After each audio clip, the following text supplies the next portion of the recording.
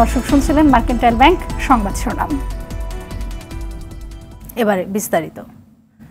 বন্যার পানি কিছুটা কমেছে, তবে বিভিন্ন জেলায় এখনও ডুবে আছে গ্রামের পর গ্রাম। খাবার ও সুপেয় পানির সংকটে মানবেতর জীবন পার করছেন পানিবন্দী লাখো মানুষ। ফেনীতে জেলা শহরসহ বিভিন্ন উপজেলা ডুবে থাকায় বন্ধ আছে সড়ক যোগাযোগ। নোয়াখালীতে ঘরবন্দি কমপক্ষে ২০ লাখ মানুষ। দুর্গত এলাকায় সরকারি, বেসরকারি ও ব্যক্তি উদ্যোগে ত্রাণ সহায়তা দেওয়া হলেও তা পৌঁছাচ্ছে না প্রত্যন্ত এলাকায়। প্রতিনিধিদের তথ্যচিত্রে নুসরাত জাহান সিনথির রিপোর্ট। দেশের ১১ জেলায় বন্যায় এখনো পর্যন্ত প্রায় ৫০ লাখ মানুষ ক্ষতিগ্রস্ত হয়েছে। প্রাণ হারিয়েছে ১৮ জন। ৩,৫২৭ কেন্দ্রে আশ্রয় নিয়েছে প্রায় ৩ লাখ মানুষ। স্মরণকালের ভয়াবহ বন্যার কবলে পড়া ফেনীর জেলা শহর সহ বিভিন্ন এলাকা এখনো কোমর থেকে গলা সমান পানিতে ডুবে আছে। বন্ধ রয়েছে সড়ক যোগাযোগ। পানিবন্দী লাখ লাখ মানুষ খাবার ও বিশুদ্ধ পানির অভাবে মানবেতর জীবন কাটাচ্ছে। পানি এমন পর্যায়ে আছে, আমার বুক পরিমাণে পানি পড়ে গেছে। এর আগের দিন তো প্রায় আমি ডুবে গেছিলাম। ফেনীতে যে হারে পানি আছে, আমরা সমস্ত ফেনী জেলার মানুষ সবই এই আপনার পানিবন্দিতে আছি। উজান থেকে নেমে আসা ঢলে নোয়াখালীর বন্যা পরিস্থিতির ফের অবনতি হচ্ছে। অনেক জায়গায় ঘরবাড়ির সড়ক তলিয়ে আছে। দেখা দিয়েছে বিশুদ্ধ পানির সংকট। আমাদের গত পরশুদিন থেকে বৃষ্টি নাই, কিন্তু এরপরও গত ২৪ ঘন্টা পানি বাড়ছে ১ ফিট। এটা পূর্ব দিক থেকে ফেনী হইয়া যে ইন্ডিয়া যে পানিতে চাইছে, এই পানিটা আমাদের সেনবাগে প্লাবিত হয়েছে। কুমিল্লায় গোমতী নদীর ভাঙা বাঁধ দিয়ে পানি ঢুকে নতুন করে প্লাবিত হয়েছে ব্রাহ্মণপাড়া উপজেলার অনেক ঘরবাড়ি। এছাড়াও জেলার ১৭টি উপজেলার মধ্যে ১৪টি নিমজ্জিত থাকায় পানিবন্দী অবস্থায় আছে লাখ লাখ মানুষ। এসব এলাকায় ত্রাণ তৎপরতা চালানো হলেও ত্রাণ পাচ্ছে না নাঙ্গলকোট, লাকসাম, মনোহরগঞ্জ উপজেলার বিভিন্ন প্রত্যন্ত এলাকার মানুষ। ব্রাহ্মণবাড়িয়ার আখাউড়ায় ধীরে ধীরে কমতে শুরু করেছে বন্যার পানি। মৌলভীবাজারেও নদ নদীর পানি কমছে, তবে খাবার ও বিশুদ্ধ পানির সংকটে বানভাসী মানুষ। ৩০-৪০ বছরের ভিতরে এরকম পানি আমরা কোনো সময় দেখছি না। খুব কষ্ট করে ঋণ হইয়া নিয়ে আমি যে করছি, আমি এটা আল্লাহর গজব পড়ছে। বেড়িবাঁধ ভেঙে লোকালয় প্লাবিত হওয়ায় দুর্বিষহ দিন কাটছে খুলনার পাইকগাছা উপজেলার ১৩টি গ্রামের প্রায় ১৫,০০০ মানুষের। ৩ দিন ধরে শত চেষ্টা করেও বেড়িবাঁধ মেরামত করতে পারেনি পানি উন্নয়ন বোর্ড। নুসরাত জাহান সিনথি, RTV। দেশের পূর্বাঞ্চলের বন্যা পরিস্থিতি নিয়ে সুখবর দিল বন্যা পূর্বাভাস কেন্দ্র। ফেনী, কুমিল্লা, নোয়াখালীর পানি কমতে শুরু করেছে বলে জানিয়েছেন প্রকৌশলী মেহেদী হাসান। তবে ভারী বৃষ্টিপাত হলে সাঙ্গু, মাতাহুমুরি ও হালদা নদীর পানি স্বাভাবিকভাবে বৃদ্ধি পেতে পারে বলে মনে করেন তিনি। আর জলবায়ু ও পানি বিশেষজ্ঞ ডক্টর আইনুল নিশাত মনে করেন, নদীর উপর বাঁধগুলো ঠিক মতন কাজ না করায় বন্যায় আক্রান্ত হয়েছে এসব এলাকা। মাইদুর রহমান রুবেলের রিপোর্ট বিস্তারিত। বানের জলে হাবুডুবু খাচ্ছে ফেনী, নোয়াখালী, খাগড়াছড়ি, কুমিল্লা সহ ১১ জেলার প্রায় অর্ধকোটি মানুষ। বন্যার এই বিপদে সহযোগিতার হাত বাড়িয়ে দিয়েছে সারা দেশের মানুষ। বানবাসী মানুষের উদ্বেগের মধ্যে এবার আশার আলো দেখাচ্ছে বন্যা পূর্বাভাস ও সতর্কীকরণ কেন্দ্র। পরিস্থিতি উন্নতির দিকে জানিয়ে সংস্থাটির উপবিভাগীয় প্রকৌশলী মেহেদী হাসান বলেন, কমতে শুরু করেছে পানি, তবে কুমিল্লায় ভারী বৃষ্টিপাতের কারণে বন্যা পরিস্থিতি স্থিতিশীল থাকবে। যদি বিগত ২৪ ঘন্টায় আমরা দেখি যে ফেনী, কুমিল্লা এবং তার যে উজানে ভারতের ত্রিপুরা অংশে ভারী বৃষ্টিপাত উল্লেখযোগ্য পরিমাণে হয়নি। ফলে ত্রিপুরার দেশের উজান এবং ত্রিপুরাতেও নদ নদীর পানি সমতল কমছে এবং ফেনী এবং কুমিল্লার নদ নদীর পানি সমতল বর্তমানে কমার দিকে আছে। এদিকে জলবায়ু ও পানি বিশেষজ্ঞ ডক্টর আইনুল নিশাত মনে করেন, ভারত থেকে নেমে আসা ঢলে তলিয়ে গেছে ফেনী, নোয়াখালী সহ আশপাশের এলাকা। কোন বছর কতটা পানি আসবে সেটা তো প্রকৃতির উপরে। কোনো বছর হঠাৎ করে অতিরিক্ত পানি চলে আসতে পারে। চলে আসলে তখন ড্যাম চাপ নাও নিতে পারে, তখন ওটার সেফটি ভালভ হিসাবে স্পিলওয়ে বানানো হয়। কাপ্তাইতেও আছে। পাকিস্তান, ভারত, আমেরিকা যে দেশ বলেন তাদের প্রচুর ড্যাম আছে, প্রত্যেকটারই স্পিলওয়ে আছে। যদি ড্যাম ক্ষতির সম্মুখীন হয় তখনই এর স্পিলওয়ের গেট খুলে দেয়া হয়। তিনি মনে করেন, নদীতে দেয়া বাঁধ ঠিকমতো কাজ করলে বন্যার আশঙ্কা কম থাকে। বাঁধটা কাজ করতো তাহলে সমস্ত পানি নেমে সমুদ্রে চলে যেত। দুই দেশের মধ্যে বাঁধগুলোর মধ্যে কি সমন্বয় করা আছে? দু একটা ছাড়া নাই। ব্যারাজ মানে পানিটাকে ধরে রেখে নদীটাকে কানায় কানায় পূর্ণ করা। এর কোনো জলাধার নেই এবং বর্ষার সময়ের সব গেট খোলা। আমাদের দেশেও 6-7 হাজার রেগুলেটর আছে, প্রত্যেকটার গেট খোলা, অটোমেটিক্যালি পানি বেরিয়ে যাবে। এবং যে অটোমেটিক গেট খোলার ব্যাপারটা ওটা রেগুলেটরে থাকে, ড্যামে থাকে না। বন্যার ক্ষতি কমিয়ে আনতে পূর্বাভাস গুরুত্ব সহকারে অনুসরণের পরামর্শ ডক্টর আইনুন নিশাতের। মাইদুর রহমান রুবেল, আরটিভি, ঢাকা। দর্শক, বন্যা পরিস্থিতির খবর জানাতে নোয়াখালী থেকে আমাদের সাথে সরাসরি যুক্ত হচ্ছেন সহকর্মী গিয়াসউদ্দিন রনি। রনি, জানাবেন পানি বাড়তে থাকায় বন্যা পরিস্থিতির সর্বশেষ কি অবস্থা দেখতে পাচ্ছেন, আর যে সকল প্রত্যন্ত এলাকায় ত্রাণ সামগ্রী পৌঁছাতে পারছে না সেই সকল এলাকায় ত্রাণ সামগ্রী পৌঁছাতে কি ধরনের উদ্যোগ নেওয়া হয়েছে?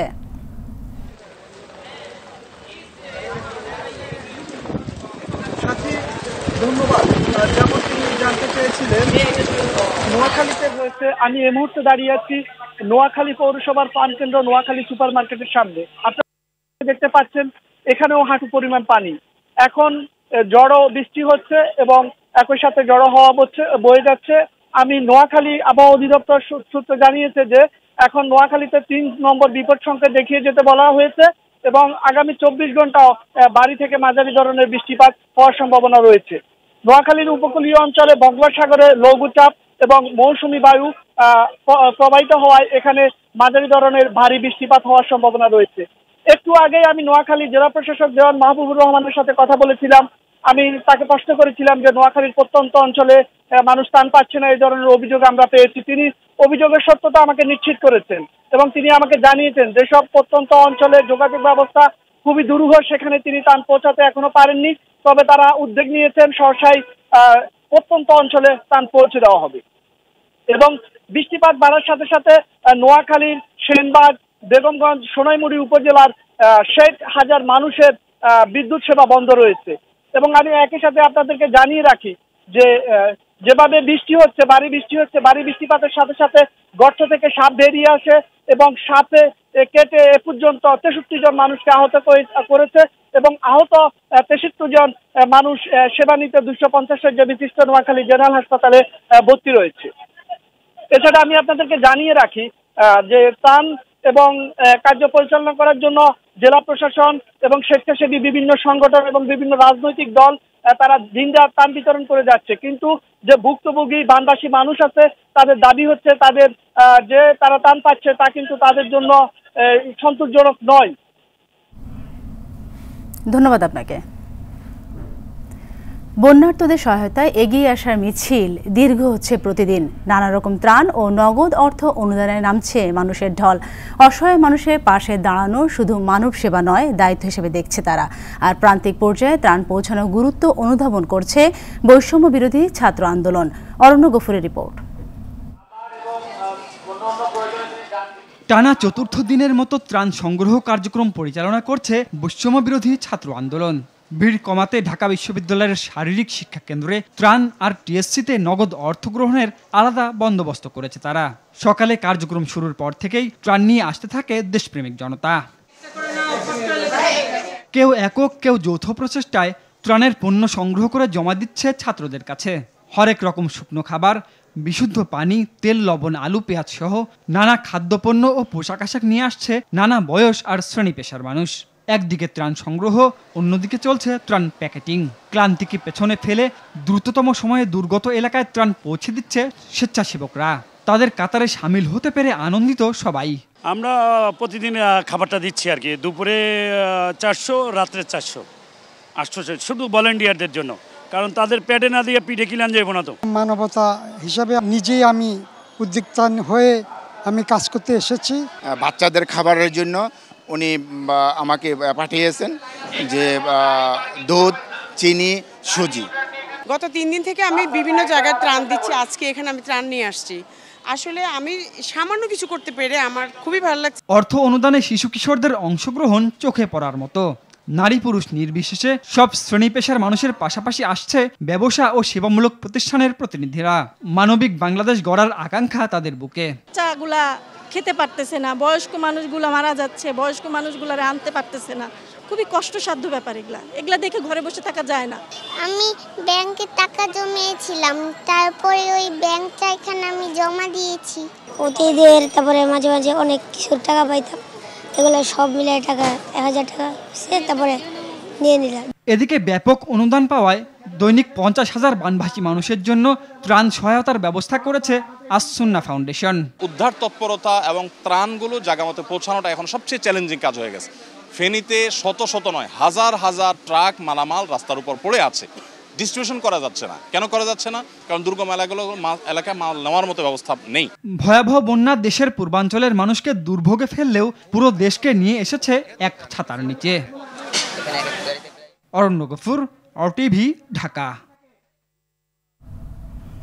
দর্শক, ঢাকা বিশ্ববিদ্যালয়ের শারীরিক শিক্ষা কেন্দ্রে রয়েছেন সহকর্মী শরীয়ত খান, সরাসরি যুক্ত হচ্ছেন তিনি। শরীয়ত, জানাবেন যে বন্যার্তদের সহায়তায় সারা কেমন দেখছেন এবং এ পর্যন্ত কি পরিমাণ ত্রাণ সামগ্রী সংগ্রহ হয়েছে?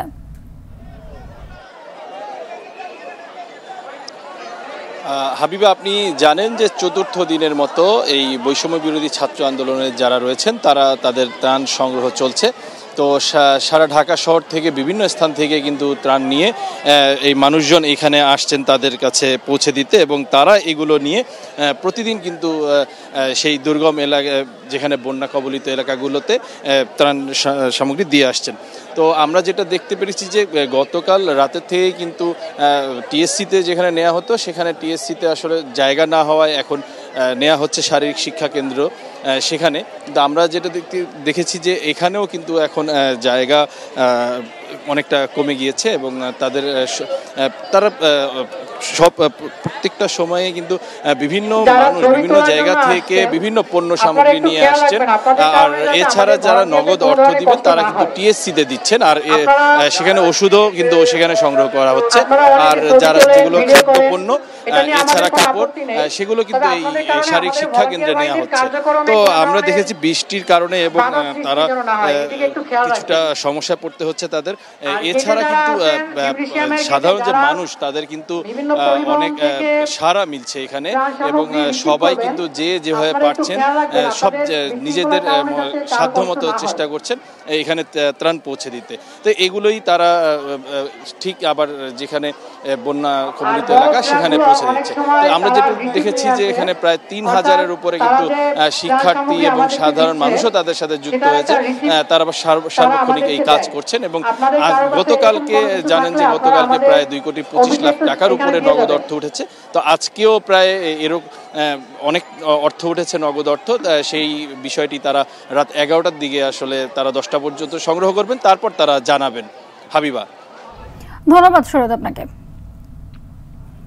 দেশের বিভিন্ন জেলায় বন্যা দুর্গত এলাকাগুলোতে ত্রাণ বিতরণ করছে বিএনপি ও অঙ্গ সংগঠনের নেতাকর্মীরা। নোয়াখালীতে আশ্রয় কেন্দ্রগুলোতে ত্রাণ বিতরণ করে বিএনপির স্থায়ী কমিটির সদস্য আমির খসরু মাহমুদ চৌধুরী বলেছেন, বাংলাদেশের 65% মানুষ বয়সে তরুণ। তাদের মন মেজাজ না বুঝলে ফ্যাসিস্ট আওয়ামী লীগের মতন বিএনপিকে খেসারত দিতে হবে। প্রতিনিধিদের পাঠানো তথ্য ও চিত্রে বাকি বিস্তারিত জানাচ্ছেন সৈয়দা সামিয়া তামান্না।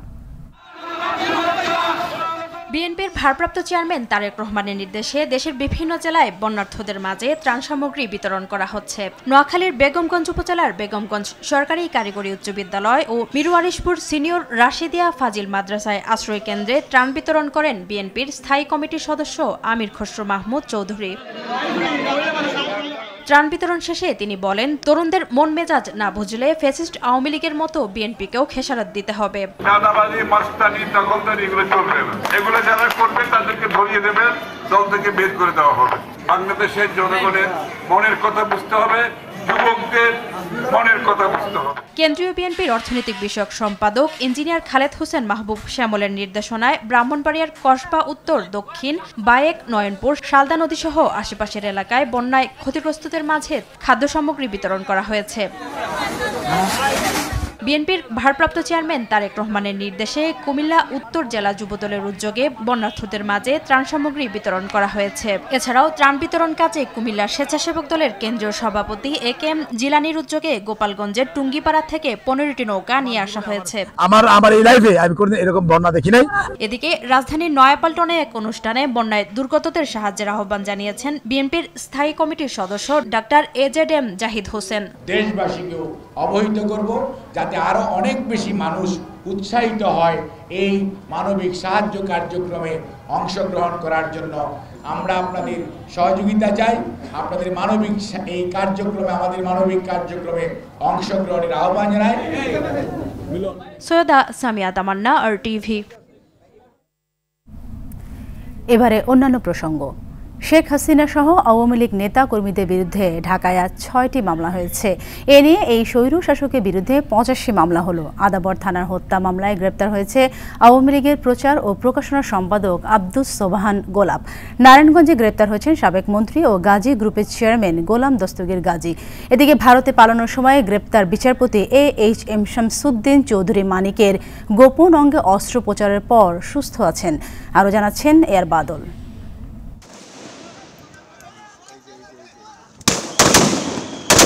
শেখ হাসিনার স্বৈরশাসন টিকিয়ে রাখতে গত 16 জুলাই থেকে 5 আগস্ট আন্দোলনরত নিরস্ত্র ছাত্র জনতার উপর নির্বিচার গুলি ও হত্যাযজ্ঞ চালায় আইন শৃঙ্খলা রক্ষাকারী বাহিনী।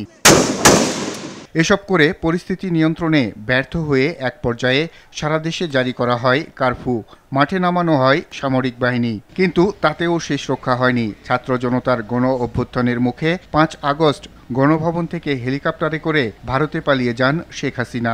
এর মধ্য দিয়ে পতন ঘটে হাসিনা সরকারের। সরকার পতনের পর হত্যা নির্যাতনের শিকারদের পক্ষ থেকে দায়ীদের বিরুদ্ধে দেয়া হচ্ছে মামলা। এ পর্যন্ত সারা দেশে 85টি মামলায় আসামি শেখ হাসিনা। মামলাগুলোতে গণহত্যা, হত্যা, হত্যা চেষ্টা ও অপহরণের অভিযোগ আনা হয়েছে। বেশিরভাগ মামলায় শেখ হাসিনার পাশাপাশি হুকুমের আসামি ওবায়দুল কাদের। শেখ হাসিনা, তার পুত্র জয়, স্বরাষ্ট্রমন্ত্রী কামাল, তারেক সিদ্দিকী সহ 27 জন এজাহার নামীয় এবং 500 জন অজ্ঞাতনামা ছাত্রলীগ যুবলীগ নেতা কর্মীদের বিরুদ্ধে আমরা এখানে মামলা করেছি। আওয়ামী লীগের প্রচার সম্পাদক আব্দুস সোবহান গোলাপকে আদাবর থানার হত্যা মামলায় গ্রেপ্তার করেছে পুলিশ। গ্রেপ্তারের পর ডিবি কার্যালয়ে সাবেক বস্ত্র ও পাট মন্ত্রী ও গাজী গ্রুপের চেয়ারম্যান গোলাম দস্তগীর গাজী, নবকিশোলয় হাই স্কুলের 10ম শ্রেণীর ছাত্র রোমান মিয়া হত্যাকাণ্ডে তাকে গ্রেপ্তার করা হয়। এ হত্যা মামলায় প্রধান আসামি শেখ হাসিনা।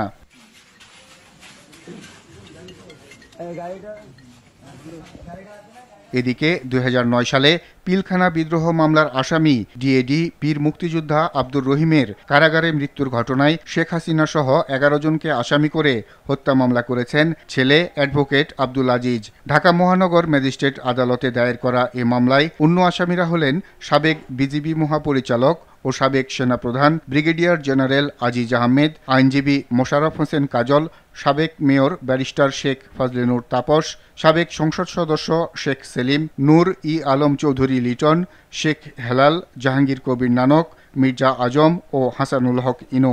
আমাকে এবং আমার মাকে যে পিলখানা তৎকালীন আজিজ সাহেব ডাকে নিয়েছেন, সাথে মোশাররফ হোসেন কাজল ছিলেন, 4-5 জন এখানে উপস্থিত ছিলেন এবং আমাদেরকে বিভিন্ন প্রকার লোভনীয় অফার দেয়, প্রলোভন দেখানো হয় যে তোমরা যদি রাজসাক্ষী হও, তোমার বাবা যদি রাজসাক্ষী হয় তাহলে তাকে খালাস দেওয়া হবে আর তোমাদেরকে বাইরে সেটেল করে দেওয়া হবে। ওদিকে ভারতে পালানোর সময় আটক সাবেক বিচারপতি শামসুদ্দিন চৌধুরী মানিকের স্কোটাল ইনজুরি অপারেশন হয়েছে সিলেট মেডিকেলে। আইসিইউতে রাখা হলেও তিনি শঙ্কামুক্ত বলে জানিয়েছেন চিকিৎসকরা। গ্রেপ্তারের পর শনিবার বিকেলে শামসুদ্দিন চৌধুরী মানিককে আদালতে নেয়ার সময় উত্তেজিত জনতার হামলায় আহত হন মানিক। নাম বিচারপতি শামসুদ্দিন চৌধুরী মানিক। AR বাদল, RTV, ঢাকা। এদিকে বিএনপি মহাসচিব মির্জা ফখরুল ইসলাম আলমগীর বলেছেন, যোগ্য লোকেদের নিয়ে গঠিত অন্তর্বর্তী সরকারকে যৌক্তিক সময় দেয়া হবে, তবে তা অনির্দিষ্টকালের জন্য নয়। দুপুরে সিলেট জেলা ও মহানগর বিএনপির আয়োজনে সাংবাদিকদের সঙ্গে মত বিনিময় সভায় এসব কথা বলেন তিনি। মির্জা ফখরুল বলেন, স্বৈরাচার শেখ হাসিনা ভারতে বসে দেশের মানুষকে বিভ্রান্ত করার চেষ্টা করছে। কোনো ষড়যন্ত্রই আর কাজ হবে না। এর আগে হজরত শাহজালাল ও হজরত শাহপরানের মাজার জিয়ারত করেন মির্জা ফখরুল ইসলাম আলমগীর। তিনি বিভিন্নভাবে বাংলাদেশের মানুষকে বিভ্রান্ত করবার চেষ্টা করছেন। বাংলাদেশের এই যে একটা অর্জন, আপনার একটা নতুন দেশ নির্মাণ করবার যে সুযোগ সৃষ্টি হয়েছে সেটাকে আবার ব্যাহত করবার চেষ্টা করছেন। অন্তর্বর্তীকালীন সরকারকে আমরা যৌক্তিক সময় দিতে চাই এবং সেই যৌক্তিক সময় যেটা বলেছি যে আপনার একটা সংস্কার, যেগুলো জায়গায় সংস্কারের কথা বলা হয়েছে সেই সংস্কার করতে যতটুকু সময় লাগে, বাট এটা যৌক্তিক সময় হতে হবে। এটা এমন না যে আপনার অনির্দিষ্ট সময়, একটা যৌক্তিক সময়ের মধ্যে সেটা করতে হয়, এটা স্পষ্ট করে বলেছি। অন্তর্বর্তী সরকারের সঙ্গে ঘনিষ্ঠভাবে কাজ করবে চীন। একই সঙ্গে মিয়ানমার থেকে আসা 10 লাখেরও বেশি রোহিঙ্গাকে রাজনৈতিক, আর্থিক ও মানবিক সহায়তা প্রদান অব্যাহত রাখবে দেশটি। রোববার রাষ্ট্রীয় অতিথি ভবন যমুনায় অন্তর্বর্তী সরকারের প্রধান উপদেষ্টা ডক্টর অধ্যাপক মোহাম্মদ ইউনুসের সঙ্গে সৌজন্য সাক্ষাৎ শেষে এমন আশাবাদ ব্যক্ত করেন চীনের রাষ্ট্রদূত ইয়াও ওয়েন। সেখানে দুদেশের পারস্পরিক স্বার্থের বিষয় নিয়ে আলোচনা হয়। বৈঠক শেষে প্রধান উপদেষ্টার প্রেস উইংয়ের তথ্য বিবরণীতে এ কথা জানানো হয়েছে। এ সময় চীনের রাষ্ট্রদূত ইয়াও ওয়েন বন্যার্তদের জন্য গঠিত প্রধান উপদেষ্টার ত্রাণ তহবিলে 20,000 মার্কিন ডলার অনুদান দিয়েছেন।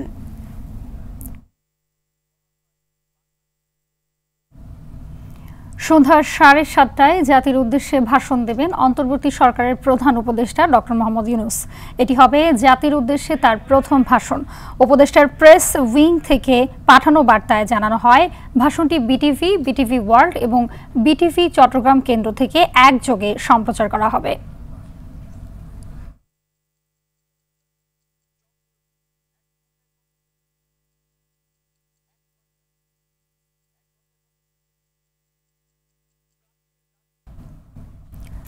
এখন থেকে আনসারে কোনো রেস্ট প্রথা থাকবে না বলে জানিয়েছেন স্বরাষ্ট্র উপদেষ্টা অবসরপ্রাপ্ত লেফটেন্যান্ট জেনারেল মোহাম্মদ জাহাঙ্গীর আলম চৌধুরী। প্রাথমিক সিদ্ধান্তের পাশাপাশি জাতীয়করণের দাবি সুপারিশ কমিটির রিপোর্টের ভিত্তিতে বিবেচনার কথাও জানান তিনি। স্বরাষ্ট্র উপদেষ্টার আশ্বাসের পর আন্দোলন স্থগিত করেছেন আনসার সদস্যরা।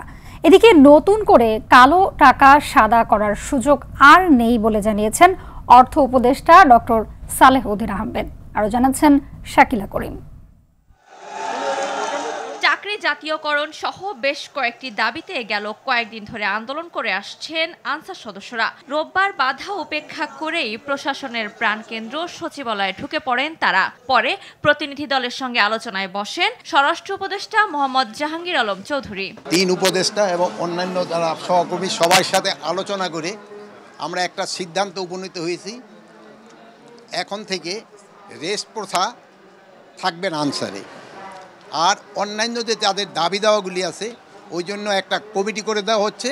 এই কমিটি পর্যালোচনা করে আমাদের কাছে পাঠিয়ে এবং তা আমরা আন্তঃমন্ত্রণালয়ে বসে একটা সিদ্ধান্ত নিব। এদিকে চলতি বাজেটে কালো টাকা সাদা করার সুযোগ থাকবে কিনা তা আলোচনা করে ঠিক করবে সরকার। রাজধানীর শেরেবাংলা নগরে অর্থনৈতিক সম্পর্ক বিভাগ ও জাতিসংঘ প্রতিনিধিদের সঙ্গে বৈঠকের পর একথা জানান অর্থ উপদেষ্টা। কালো টাকা আর জেনারেট করতে দেওয়া হবে না, বাড়লেই তো কালো টাকা হবে এবং বাইরের টাকা পাচার বন্ধ হবে। বিদেশে পাচার হওয়া টাকা ফিরিয়ে আনতে বাংলাদেশ ব্যাংক কাজ করছে বলেও জানান তিনি। বাইরে যে পাচার করেছে সেটা ফিরিয়ে আনার যথেষ্ট চেষ্টা করা হবে, সেজন্য বাংলাদেশ ব্যাংক এটা কাজ করছে। এই জন্য আইনি কিছু সহায়তা লাগে ডেফিনেটলি আমরা করব। এর আগে উন্নয়ন সহযোগীদের সঙ্গে বৈঠকে টেকসই উন্নয়ন হয় এমন প্রকল্পে বিনিয়োগের আহ্বান জানান তিনি। পরে অর্থ উপদেষ্টা বলেন, এখন থেকে ঢালাওভাবে নয়, যাচাই বাছাই করে ঋণ নেওয়া হবে। সেটা আমরা ঋণ বেছে টেছে নেব, কারণ ঋণের বোঝা তো দিন দিন বাড়ছে। শাকিলা করিম, RTV, ঢাকা। শিক্ষা প্রতিষ্ঠানে পদত্যাগের জন্য বল প্রয়োগ নয়, কারো বিরুদ্ধে ন্যায়সঙ্গত অভিযোগ থাকলে ব্যবস্থা নেওয়া হবে বলে জানিয়েছেন শিক্ষা উপদেষ্টা ওয়াহিদ উদ্দিন মাহমুদ। সচিবালয় শিক্ষা মন্ত্রণালয়ের কর্মকর্তাদের সঙ্গে বৈঠকে এসব কথা বলেন তিনি। উপদেষ্টা বলেন, জোর করে পদত্যাগে বাধ্য করে অস্থিরতা সৃষ্টি করলে প্রশাসন ভেঙে পড়তে পারে। এতে শিক্ষক, কর্মকর্তা, কর্মচারীদের বেতন ভাতা পেতে অসুবিধা হবে। নতুন করে পদায়ন ও নিয়োগের কার্যক্রম চলছে জানিয়ে তিনি বলেন, কাউকে ব্যক্তিগতভাবে অপমান করা যাবে না। টানা 37 দিন বন্ধ থাকার পর অবশেষে চালু হলো গণপরিবহন মেট্রো রেল। সকাল 7টা থেকে চলাচল শুরু হয়, পুনরায় খুলে দেয় উচ্ছ্বাস জানান সাধারণ মানুষ। যানজটের শহরে স্বস্তিদায়ক এই বাহনটির চলাচল স্বাভাবিক রাখতে এসেনশিয়াল সার্ভিস হিসেবে ঘোষণা করতে চায় সরকার, ফলে বাড়বে গুরুত্ব ও নিরাপত্তা। সকালে মেট্রো রেল পরিদর্শন শেষে কথা জানান সড়ক পরিবহন ও সেতু উপদেষ্টা ফৌজুল কবির খান।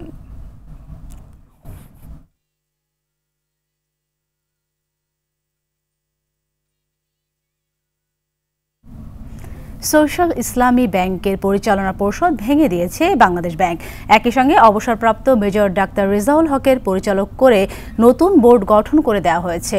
রোববার বাংলাদেশ ব্যাংকের আদেশে বলা হয়, ব্যাংক কোম্পানি আইনের ক্ষমতা বলে সোশ্যাল ইসলামী ব্যাংকের পরিচালনা পর্ষদ বাতিল করা হয়েছে এবং পরিচালক ও স্বতন্ত্র পরিচালক নিয়োগ দেওয়া হয়েছে। আমানতকারী ও ব্যাংকের স্বার্থ সংরক্ষণ ও সুশাসন নিশ্চিত করতে এমন সিদ্ধান্ত নেওয়া হয়েছে বলে জানিয়েছে কেন্দ্রীয় ব্যাংক।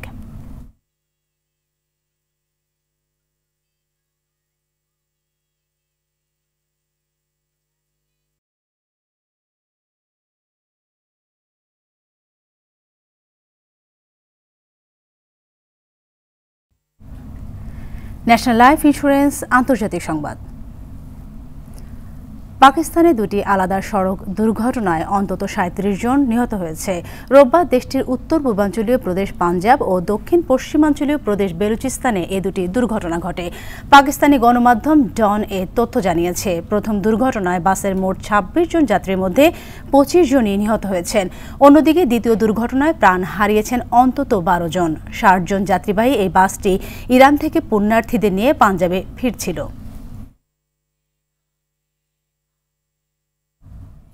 এদিকে ইয়েমেন উপকূলে একটি অভিবাসী নৌকা ডুবে অন্তত ১৩ জন নিহত হয়েছে। নিখোঁজ রয়েছে আরও ১৪ জন। রোববার আন্তর্জাতিক অভিবাসন সংস্থা IOM তথ্য জানিয়েছে, নৌকাটি ২৫ ইথিওপিয়ান অভিবাসী এবং ২ ইয়েমেনি নাগরিককে নিয়ে জিবুতি থেকে রওনা হয়েছিল।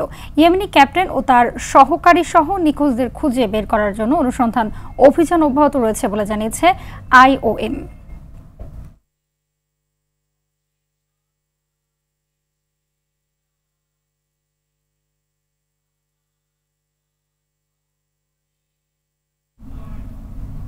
সন্ধ্যার সংবাদ এ পর্যন্তই। ধন্যবাদ সবাইকে।